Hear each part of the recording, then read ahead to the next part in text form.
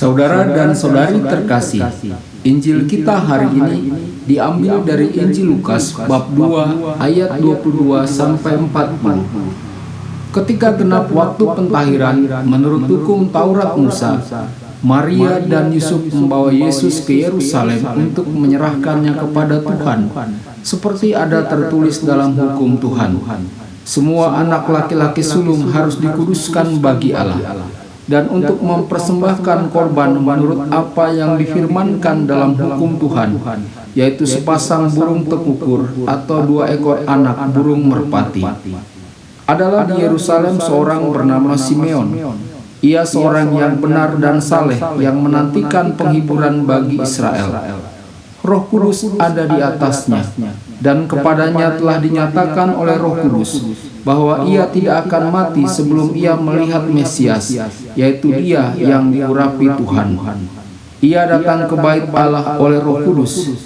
Ketika Yesus anak itu dibawa masuk oleh orang tuanya untuk melakukan kepadanya apa yang ditentukan hukum Taurat, ia menyambut anak itu dan menatangnya sambil memuji Allah, katanya, "Sekarang Tuhan, biarkanlah hamba-Mu ini pergi dalam damai sejahtera sesuai dengan firman-Mu, sebab mataku telah melihat keselamatan yang daripada-Mu, yang telah Engkau sediakan di hadapan segala bangsa, yaitu terang yang menjadi penyataan bagi bangsa-bangsa lain dan menjadi kemuliaan bagi umat-Mu Israel." Dan bapa serta ibunya amat heran akan segala apa yang dikatakan tentang dia. Lalu Simeon memberkati mereka dan berkata kepada Maria ibu anak itu, "Sesungguhnya anak ini ditentukan untuk menjatuhkan atau membangkitkan banyak orang di Israel, dan untuk menjadi suatu tanda yang menimbulkan perbantahan, dan suatu pedang akan menembus jiwamu sendiri, supaya menjadi nyata pikiran hati banyak orang.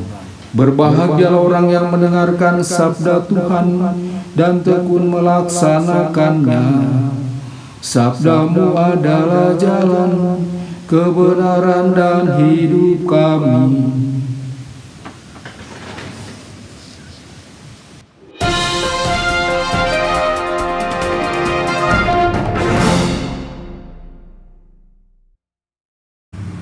Saudara dan saudari terkasih dimanapun Anda berada, jumpa lagi dengan saya Romo Tedens dalam saluran Warta Kabar Sukacita. Semoga Anda semua tetap dalam keadaan sehat dan berbahagia. Saudara dan saudari, Injil kita hari ini diambil dari Injil Lukas bab 2 ayat 22 sampai 40. Hari Minggu ini gereja merayakan pesta keluarga kudus Yesus, Maria, dan Yusuf. Persembahan Yesus dalam bait suci menggambarkan orang tua Yesus, Maria, dan Yusuf sebagai orang Yahudi yang taat dan saleh. Pentahiran sang ibu yakni Maria setelah melahirkan Yesus dilakukan 40 hari setelah kelahiran Yesus. Sebelum pentahiran, Maria tidak boleh mendekati tempat-tempat suci. Dalam upacara pentahiran mesti ada seekor domba berumur setahun dan seekor anak burung merpati sebagai korban penghapus dosa yang mengingat karya Allah yang menyelamatkan bangsa Israel dari perbudakan di Mesir. Saudara dan saudari terkasih, kehadiran Simeon dan Hana mau mengatakan Allah yang menawarkan atau mempersembahkan putranya Yesus untuk keselamatan manusia. Perjalanan Maria dan Yusuf sedang dan mulai berjalan dalam membesarkan dan mendampingi serta mencintai Yesus. Apakah berjalan dengan lancar dan baik serta tanpa hambatan dan tantangan? Saudara dan saudari, dalam Injil hari ini Simeon berkata kepada Maria, "Sesungguhnya bayi ini ditentukan untuk menjatuhkan atau membangkitkan banyak orang di Israel, dan untuk menjadi suatu tanda yang menimbulkan perbantahan, dan suatu pedang akan menembus jiwamu sendiri, supaya menjadi nyata pikiran hati banyak orang." Saudara dan saudari terkasih, pada umumnya kata-kata ini diartikan penderitaan Maria. Namun sebaliknya, kita perlu melihat sang ibu Maria sebagai lambang Israel. Simeon merasakan drama dari bangsanya yang akan sangat terkoyak oleh firman penebus yang hidup dan tajam. Maria menjadi jalan. Maria harus percaya, tetapi akan melalui saat-saat rasa sakit dan kegelapan, pergumulan dan keheningan yang menyakitkan. Namun sukacita dan kebahagiaan akan dialami oleh Maria dan Yusuf pada akhirnya.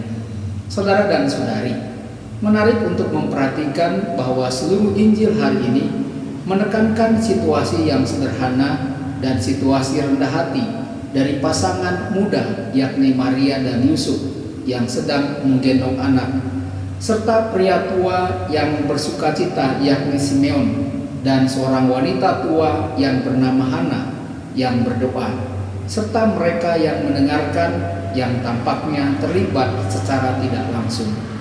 Saudara dan saudari, di akhir perjalanan kita juga mendapatkan sekilas informasi tentang desa Nazaret, tentang pertumbuhan Yesus dalam konteks normal, kesan seorang anak yang luar biasa berbakat dengan kebijaksanaan dan kebaikan. Refleksi pribadi bagi kita melalui firman Allah pada hari ini, yakni bagaimana kita sebagai keluarga merawat dan menghidupi anugerah iman yang telah kita terima dari Allah dalam hidup kita sehari-hari. Tuhan Yesus penyelamat kita memberkati dan menyertai Anda semua.